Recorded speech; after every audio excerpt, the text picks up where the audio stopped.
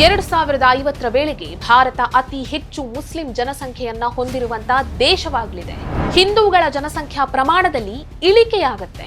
ಮುಸ್ಲಿಮರ ಜನಸಂಖ್ಯೆ ಜಾಸ್ತಿ ಆದ್ರೆ ಅಂತ ದೇಶಗಳಲ್ಲಿ ಇಸ್ಲಾಮೀಕರಣದ ಪ್ರಯತ್ನಗಳಾಗುತ್ತೆ.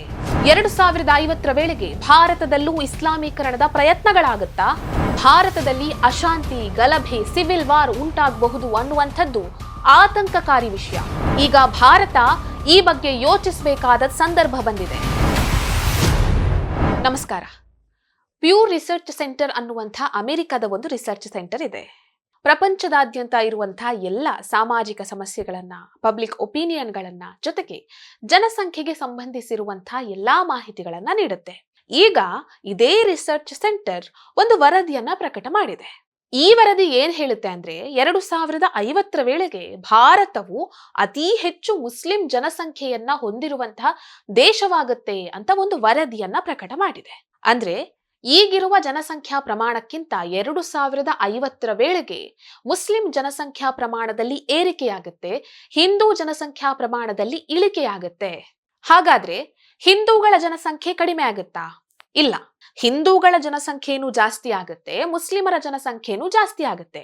ಆದ್ರೆ ಇಲ್ಲಿ ಜಾಸ್ತಿ ಆಗುವಂತಹ ಪ್ರಮಾಣ ಇದೆಯಲ್ಲ, ಅದು ಮುಸಲ್ಮಾನರದ್ದು ಹೆಚ್ಚಾಗಿರುತ್ತೆ. ಈ ಎಲ್ಲಾ ವಿಷಯಗಳನ್ನ ಈಗ ಪಕ್ಕಕ್ಕಿಡೋಣ. ಈಗ ಪ್ಯೂರ್ ರಿಸರ್ಚ್ ಸೆಂಟರ್ 2050ರ ವೇಳೆಗೆ ಜನಸಂಖ್ಯೆಯಲ್ಲಿ ಹೆಚ್ಚಾಗುತ್ತೆ, ಕಡಿಮೆ ಆಗುತ್ತೆ, ಈ ರೀತಿಯ ಒಂದು ಮಾಹಿತಿಯನ್ನ ಪ್ರಕಟ ಮಾಡಿದೆ ಅಲ್ವಾ? ಅದ್ರ ಬಗ್ಗೆ ನೋಡೋಣ. ಈಗ ಇದು ಪ್ರಕಟ ಮಾಡಿರುವಂತಹ ವರದಿಯ ಪ್ರಕಾರ ಈಗ ಪ್ರಪಂಚದಾದ್ಯಂತ ಇರುವಂತಹ ಒಟ್ಟು ಜನಸಂಖ್ಯೆ 800 ಕೋಟಿ. ಇದು 2050ರ ವೇಳೆಗೆ 970 ಕೋಟಿಗೆ ಏರಿಕೆಯಾಗುತ್ತೆ. ಇಡೀ ಪ್ರಪಂಚದಾದ್ಯಂತ ಈಗ 120 ಕೋಟಿ ಹಿಂದೂಗಳಿದ್ದಾರೆ, ಅಂದ್ರೆ 15% ಹಿಂದೂಗಳು. ಈ ಜನಸಂಖ್ಯಾ ಪ್ರಮಾಣ ಇದೆಯಲ್ಲ, ಅದು 2050ರ ವೇಳೆಗೆ 144 ಕೋಟಿ ಹಿಂದೂಗಳಾಗ್ತಾರೆ, ಅಂದ್ರೆ 14.84% ಹಿಂದೂಗಳಾಗ್ತಾರೆ. ಅಂದ್ರೆ 15% ಇರುವಂತಹ ಹಿಂದೂಗಳ ಜನಸಂಖ್ಯಾ ಪ್ರಮಾಣ ಇದೆಯಲ್ಲ, ಅದು 2050ರ ವೇಳೆಗೆ 14.84% ಪ್ರಮಾಣದಷ್ಟು ಇಳಿಕೆಯನ್ನ ಕಾಣುತ್ತೆ ಅಂತ ಅರ್ಥ. ಅಂದ್ರೆ ಎಷ್ಟು? ಅಬ್ಬಬ್ಬ ಅಂದ್ರೆ 1.5% ನಷ್ಟು ಇಳಿಕೆಯನ್ನ ಕಾಣುತ್ತೆ. ಇಡೀ ಪ್ರಪಂಚದಾದ್ಯಂತ ಈಗ 190 ಕೋಟಿ ಮುಸ್ಲಿಮರಿದ್ದಾರೆ, ಅಂದ್ರೆ 23.75%. 2050ರ ವೇಳೆಗೆ ಇಡೀ ಪ್ರಪಂಚದಾದ್ಯಂತ ಮುಸಲ್ಮಾನರ ಜನಸಂಖ್ಯೆ 280 ಕೋಟಿ ಆಗುತ್ತೆ, ಅಂದ್ರೆ 28.86% ಆಗುತ್ತೆ. ಅಂದ್ರೆ ಈಗ 23.75% ಇರುವಂತಹ ಮುಸಲ್ಮಾನರ ಜನಸಂಖ್ಯಾ ಪ್ರಮಾಣ ಅನ್ನುವಂಥದ್ದು 2050ರ ವೇಳೆಗೆ 28.86% ಪ್ರಮಾಣದಷ್ಟು ಏರಿಕೆಯನ್ನ ಕಾಣುತ್ತೆ. ಅಂದ್ರೆ ಎಷ್ಟು? 4% ನಷ್ಟು ಏರಿಕೆಯನ್ನ ಕಾಣುತ್ತೆ. ಪ್ರಪಂಚದ ವಿಚಾರ ಆಯ್ತು. ಈಗ ಭಾರತದ ವಿಚಾರಕ್ಕೆ ಬರೋಣ. ಭಾರತದಲ್ಲಿ ಈಗ 140 ಕೋಟಿ ಜನಸಂಖ್ಯೆ ಇದೆ. ಈ ಜನಸಂಖ್ಯೆ 2050ರ ವೇಳೆಗೆ ಅಂದ್ರೆ 170 ಕೋಟಿ ಜನಸಂಖ್ಯೆ ಆಗುತ್ತೆ. ಭಾರತದಲ್ಲಿ ಈಗ 109 ಕೋಟಿ ಹಿಂದೂಗಳಿದ್ದಾರೆ, ಅಂದ್ರೆ 77.86% ಹಿಂದೂಗಳಿದ್ದಾರೆ.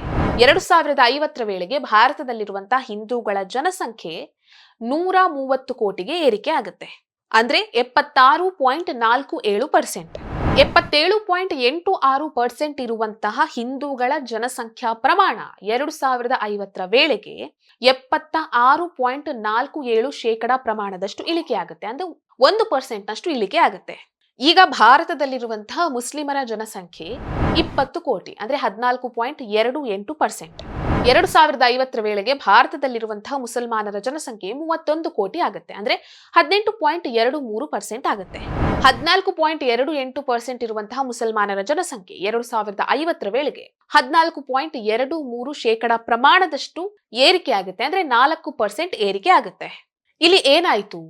2050ರ ವೇಳೆಗೆ ಈಗ ಇರುವಂತಹ ಮುಸಲ್ಮಾನರ ಜನಸಂಖ್ಯಾ ಪ್ರಮಾಣ ಅನ್ನುವಂಥದ್ದು 4% ನಷ್ಟು ಏರಿಕೆಯನ್ನ ಕಾಣುತ್ತೆ. ಅದೇ ಹಿಂದೂಗಳ ಜನಸಂಖ್ಯಾ ಪ್ರಮಾಣ ಅನ್ನುವಂಥದ್ದು 2050ರ ವೇಳೆಗೆ 1% ನಷ್ಟು ಇಳಿಕೆಯನ್ನ ಕಾಣುತ್ತೆ. ಇಡೀ ಜಗತ್ತಿಗೆ ಸಂಬಂಧಿಸಿದಂತೆ ಹಿಂದೂಗಳ ಜನಸಂಖ್ಯಾ ಪ್ರಮಾಣ ಕಡಿಮೆ ಆಗುವುದು, ಮುಸ್ಲಿಮರ ಜನಸಂಖ್ಯಾ ಪ್ರಮಾಣ ಜಾಸ್ತಿ ಆಗುವಂಥದ್ದು ಬಹಳ ದೊಡ್ಡ ವಿಚಾರ ಅಲ್ಲ. ಆದ್ರೆ ಭಾರತಕ್ಕೆ ಸಂಬಂಧಿಸಿದಂತೆ ಇದು ಬಹಳ ದೊಡ್ಡ ವಿಚಾರ. ಸಾಮಾನ್ಯವಾಗಿ ಒಂದು ದೇಶದಲ್ಲಿ 20-25% ನಷ್ಟು ಮುಸಲ್ಮಾನರ ಜನಸಂಖ್ಯೆಯಲ್ಲಿ ಏರಿಕೆ ಕಂಡ್ರೆ ಆ ದೇಶದಲ್ಲಿ ಸಿವಿಲ್ ವಾರ್ಗಳಾಗುತ್ತೆ, ಗಲಭೆಗಳಾಗುತ್ತೆ, ಅಶಾಂತಿ ನಿರ್ಮಾಣ ಆಗುತ್ತೆ, ಯುದ್ಧಗಳಾಗುತ್ತೆ, ಮತ್ತೆ ಇಸ್ಲಾಮೀಕರಣದ ಪ್ರಯತ್ನಗಳಾಗುತ್ತೆ ಅನ್ನುವಂಥ ದೊಡ್ಡ ವಾದ ಕೂಡ ಇದೆ. ಇದಕ್ಕೆ ಕೆಲವೊಂದಿಷ್ಟು ಉದಾಹರಣೆಗಳು ಇದೆ. ಉದಾಹರಣೆ ಹೇಳೋದಾದ್ರೆ ಲಿಬಿಯಾ ಅನ್ನುವಂಥದ್ದು ಕ್ರಿಶ್ಚಿಯನ್ ಬಾಹುಳ್ಯದ ದೇಶ. ಇಲ್ಲಿ ನಿಧಾನವಾಗಿ ಮುಸ್ಲಿಂ ಜನಸಂಖ್ಯೆ ಏರಿಕೆ ಆಗ್ತಾ ಹೋಯಿತು. ನಿಧಾನವಾಗಿ ಅಲ್ಲಿ ಇಸ್ಲಾಮೀಕರಣದ ಭೀತಿ ಪ್ರಾರಂಭ ಆಯಿತು. ಅದಾದ ನಂತರ ಅಲ್ಲಿ ಯುದ್ಧದ ಸನ್ನಿವೇಶಗಳು ಪ್ರಾರಂಭ ಆಯಿತು.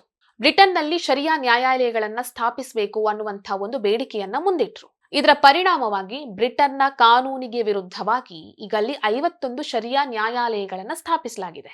ಮಯನ್ಮಾರ್ ಇದು 90% ಬೌದ್ಧರನ್ನೇ ಒಳಗೊಂಡಿರುವಂತಹ ಒಂದು ದೇಶ. ಆದ್ರೆ ಇಲ್ಲಿ ಮುಸಲ್ಮಾನರ ಸಂಖ್ಯೆ ಜಾಸ್ತಿ ಆಗ್ತಾ ಹೋದ ಹಾಗೆ ಕೆಲ ಸಂಕುಚಿತ ಮನೋಭಾವದ ಮುಸಲ್ಮಾನರ ಅಟ್ಟಹಾಸದಿಂದ ಇಲ್ಲಿನ ಬೌದ್ಧರು ತತ್ತರಿಸಿ ಹೋದ್ರು. ಬೌದ್ಧ ಸನ್ಯಾಸಿ ಆಶಿನ್ ವೀರಾತು ಈ ಸಂಕುಚಿತ ಮನೋಭಾವದ ಮುಸಲ್ಮಾನರ ಅಟ್ಟಹಾಸವನ್ನ ಮಟ್ಟ ಹಾಕೋದಕ್ಕಾಗಿ ದೊಡ್ಡ ಪ್ರತಿಭಟನೆಯನ್ನೇ ಮಾಡಬೇಕಾಯಿತು. ಲೆಬೆನಾನ್ನಲ್ಲಿ ಮುಸ್ಲಿಮರ ಜನಸಂಖ್ಯೆ ಹೆಚ್ಚಾಗ್ತಾ ಹೋದ ಹಾಗೆ ಅಲ್ಲಿನ ಡೆಮೋಗ್ರಫಿಯಲ್ಲಿ ಬದಲಾವಣೆ ಆಗ್ತಾ ಹೋಯಿತು. ಸಂಘರ್ಷಗಳು ಉಂಟಾಯಿತು. ಕ್ರಿಶ್ಚಿಯನ್ನರು ತಮ್ಮ ರಾಜಕೀಯ ಪ್ರಾಬಲ್ಯವನ್ನ ಉಳಿಸಿಕೊಳ್ಬೇಕು ಅಂತ ಎಷ್ಟೇ ಹೋರಾಡಿದ್ರು ಕೂಡ ಅದು ಸಾಧ್ಯ ಆಗಿರ್ಲಿಲ್ಲ. ಸೊ ಈ ಹಿನ್ನೆಲೆಯಲ್ಲಿ ಹಿಂದೂಗಳ ಜನಸಂಖ್ಯೆ ಜಾಸ್ತಿಯಾಗಿ ಹಿಂದೂಗಳ ಜನಸಂಖ್ಯಾ ಪ್ರಮಾಣದಲ್ಲಿ ಕುಸಿತ ಆದ್ರೆ 2050ರ ವೇಳೆಗೆ ಭಾರತ ಇಸ್ಲಾಮೀಕರಣ ಆಗುತ್ತೆ ಅನ್ನುವಂತಹ ಭಯ ಬೇಡ. ಯಾಕಂದ್ರೆ 2050ರ ವೇಳೆಗೂ ಹಿಂದೂಗಳ ಜನಸಂಖ್ಯೆ 76% ನಷ್ಟಿರುತ್ತೆ. ಆದ್ರೆ 20-25% ನಷ್ಟು ಮುಸ್ಲಿಮರ ಜನಸಂಖ್ಯೆ ಬಂದಾಗ ಅಲ್ಲಿ ಇಸ್ಲಾಮೀಕರಣದ ಪ್ರಯತ್ನ ಆಗುತ್ತೆ ಅನ್ನುವಂಥದ್ದು ಚರ್ಚೆಯ ವಿಷಯ. ಈ ರೀತಿಯ ಪ್ರಯತ್ನಗಳು ಶುರುವಾದಾಗ ಇತರೆ ಇಸ್ಲಾಮಿಕ್ ಬಾಹುಳ್ಯದ ದೇಶಗಳಲ್ಲಿ ನಡೀತಾ ಇರುವ ರೀತಿಯೇ ಸಿವಿಲ್ ವಾರ್ಗಳು, ಯುದ್ಧಗಳು, ಅಶಾಂತಿಯ ವಾತಾವರಣಗಳು ಭಾರತದಲ್ಲೂ ಉಂಟಾಗಬಹುದು ಅನ್ನುವಂಥದ್ದು ಒಂದು ಅಪಾಯಕಾರಿ ಮುನ್ಸೂಚನೆ. ಆದ್ರೆ ಮುಂಬರುವಂತಹ ದಿನಗಳಲ್ಲಿ ಏನಾಗುತ್ತೋ ಅದು ಗೊತ್ತಿಲ್ಲ. ಆದ್ರೆ ಈ ಪ್ಯೂರ್ ರಿಸರ್ಚ್ ಸೆಂಟರ್ನ ವರದಿಯನ್ನ ನೋಡಿದಾಗ ಈ ರೀತಿಯ ಒಂದು ಮುನ್ಸೂಚನೆಗಳು ಸಿಗ್ತಿದೆ. ಐರೋಪ್ಯ ದೇಶಗಳಲ್ಲಿ ಈಗಾಗಲೇ ಈ ರೀತಿಯ ಚಿತ್ರಣ ಸಿಗ್ತಾ ಇದೆ. ಐರೋಪ್ಯ ದೇಶಗಳು ಹೇಗೆ ನಮ್ಮ ದೇಶದ ಐಡೆಂಟಿಟಿಯನ್ನ ಉಳಿಸಿಕೊಂಡು ನಮ್ಮ ದೇಶವನ್ನ ಮುನ್ನಡೆಸೋದು ಅನ್ನುವಂಥ ಒಂದು ಚಿಂತೆಯಲ್ಲಿದೆ. ಅನೇಕ ನಾಯಕರು ಈ ವಿಚಾರವಾಗಿ ಯೋಚಿಸುತ್ತಿದ್ದಾರೆ.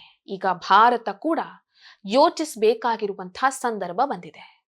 ಈ ವಿಡಿಯೋ ನಿಮಗೆ ಇಷ್ಟ ಆಗಿದ್ದಲ್ಲಿ ಲೈಕ್ ಮಾಡಿ, ಶೇರ್ ಮಾಡಿ, ಕಮೆಂಟ್ ಮಾಡಿ. ನೀವೇನು ನಮ್ಮ ಚಾನೆಲ್ ಅನ್ನ ಸಬ್ಸ್ಕ್ರೈಬ್ ಮಾಡಲಿಲ್ಲ ಅಂದ್ರೆ ದಯವಿಟ್ಟು ಸಬ್ಸ್ಕ್ರೈಬ್ ಮಾಡಿ. ಹೆಚ್ಚಿನ ಮಾಹಿತಿಗಾಗಿ ಪಕ್ಕದಲ್ಲೇ ಇರುವಂತಹ ಬೆಲ್ ಐಕನ್ ಅನ್ನ ಪ್ರೆಸ್ ಮಾಡಿ.